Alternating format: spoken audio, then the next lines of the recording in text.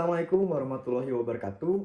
Yang terhormat Bapak Dr. Andes Muhammad Amir, selaku Kepala Sekolah SMA Negeri 7 Kota Bogor, yang saya hormati para guru dan staf pengajarnya, serta hadirin sekalian yang berbahagia.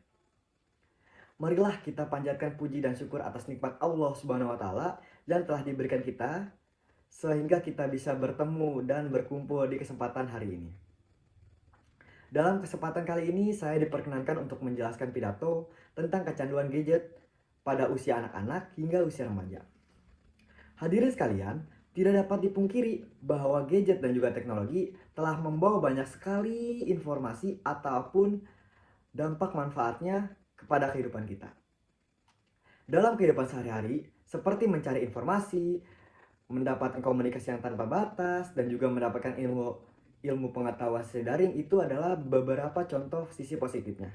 Namun, hal tersebut seperti dua sisi mata uang. Hal ini pun tidak hanya berpotensi positif, namun juga ada hal potensi negatifnya. Hal ini dapat memicukan kecanduan jika penggunanya tidak dapat mengontrol konsumsi dalam menggunakan gadgetnya. Karena hal tersebut bisa menyebabkan pengaruh terhadap mental dan juga emosional. Secara data dari BPS Kemendikbud, jumlah anak-anak pengguna gadget di Indonesia itu menyentuh angka 33% dari 100% populasi masyarakat di Indonesia. Dengan rincian, 25% itu anak-anak berusia 0 sampai 4 tahun sudah menggunakan gadget atau sudah mengandalkan gadget.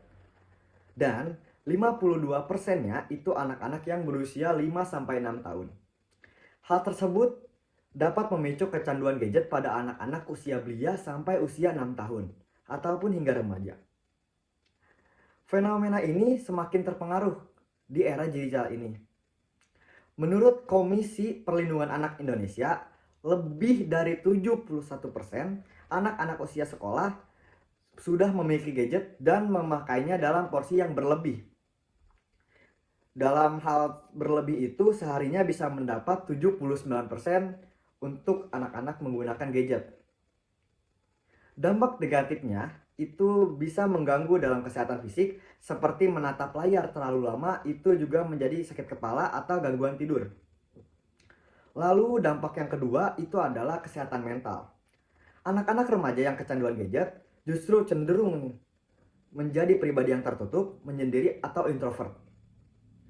Terus yang ketiga, penurunan potensi akademik.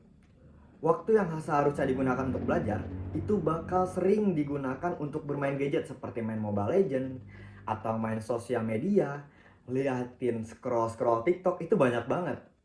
Dan bikin waktu kita belajar itu jadi ketunda karena hal tersebut. Terus yang keempat, itu adalah hambatan perkembangan sosial. Jadi banyak anak-anak yang tidak akan bermain di luar seperti zaman-zaman sebelum adanya smartphone. Seperti main bola di luar rumah, ataupun main layangan, main hal putak umpet, atau main lari-larian, itu bakal membuat hal tersebut hilang karena adanya gadget gitu kan. Lantas, bagaimana kita dapat mengatasi masalah ini? Dibutuhkan peran aktif dari berbagai pihak, terutamanya dari orang tua, guru, dan juga lingkungan sekolah. Peran orang tua yaitu menjadikan teladan dan membatasi penggunaan gadget mereka sendiri.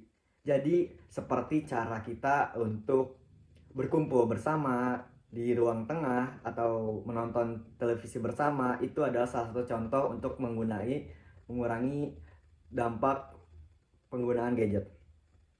Peran pendidik itu juga memberikan pemahaman tentang penggunaan gadget atau teknologi yang baik supaya tidak disalahgunakan. Kesadaran diri dari anak dan remaja, itu yang ketiga untuk perannya. Generasi muda perlu diberi pemahaman tentang pentingnya membatasi waktu penggunaan gadget, memanfaatkan teknologi untuk hal-hal yang produktif, dan lebih banyak interaksi secara langsung dengan teman-teman dan keluarga. Hadirin yang saya cintai, kecanduan gadget adalah masalah serius yang perlu diperhatikan dan ditindakkan secara nyata. Kita tidak bisa hanya diam dan membicarakan generasi muda larut dalam dunia digital tanpa terkendali.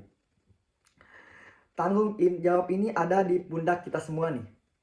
di pundak kita semua untuk tanggung jawabnya ya. Marilah kita bersama-sama menciptakan lingkungan yang sehat di mana teknologi menjadi alat yang mendorong kemajuan, bukan menjadi penyebab kemunduran. Semoga apa yang saya sampaikan ini bisa menjadi bahan renungan dan motivasi bagi kita semua untuk menjadi lebih baik menggunakan teknologi.